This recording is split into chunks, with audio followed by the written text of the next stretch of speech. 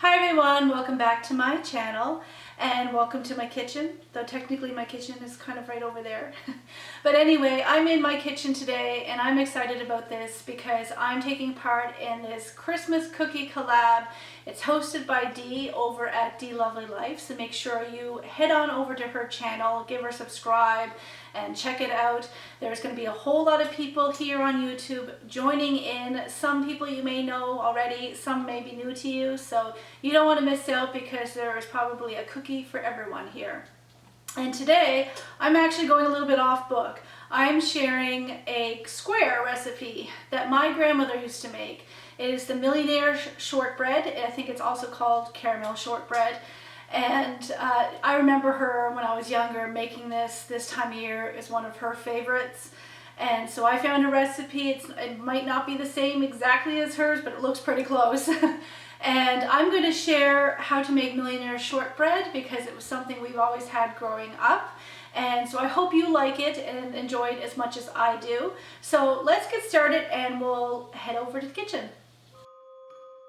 So to make the shortbread, I start with 1 cup of unsalted butter softened. I accidentally let mine melt, but we're just going to go with it. Then I added 1/3 cup of white sugar and 1/3 cup of packed light brown sugar and whipped it all together. The recipe calls for an egg yolk, but I read it wrong and used an egg white. It still worked.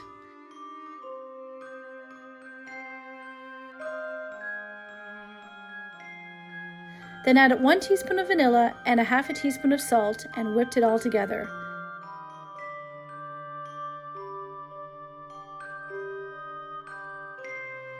Then, little by little, I added the flour, mixing it until it was all crumbly.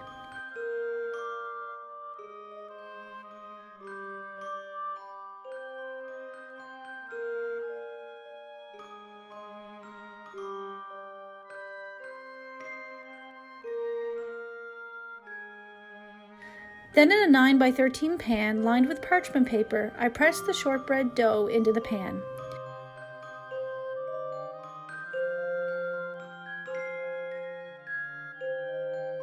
Then baked it for 350 degrees Fahrenheit for about 20 to 25 minutes until the edges started to turn brown.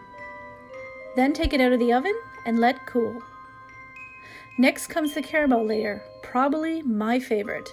In a saucepan at medium heat, I added 14 tablespoons of butter, 2 cans of the sweetened condensed milk, 1 cup of light brown sugar packed, and 1/3 cup of corn syrup.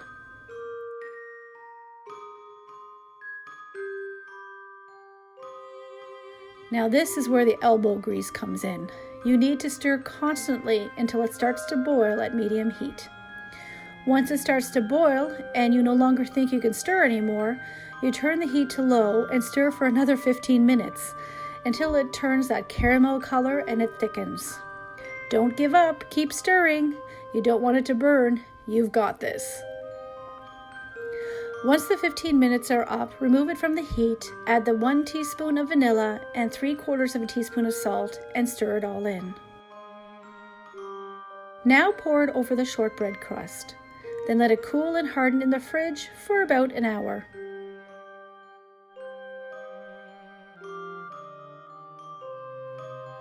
Once the caramel is cool and set, it's time for the chocolate topping.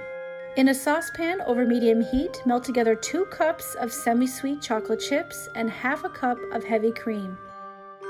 Stir until it's all melted and mixed together. Then remove from heat and add 1/2 teaspoon of vanilla and stir it in.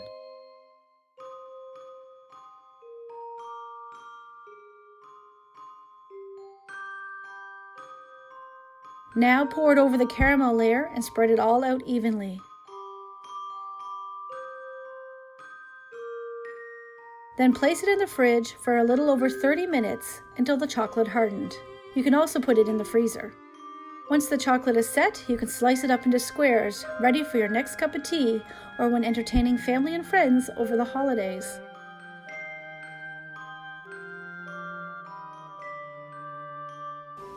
So that is the Millionaire's Shortbread, just how I remember my grandmother used to make.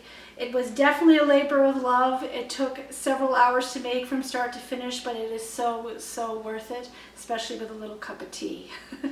I want to thank Dee over at Dee Lovely Life for hosting this collab. Please go check her channel out, watch her video, and give it a like and subscribe to her channel. The complete playlist for everybody involved in this collab will be linked down below in my description box, as well as the recipe for this. If you're new to my channel, please subscribe, give this video a thumbs up. Thank you so much for watching. Stay safe and be well. And until next time, bye!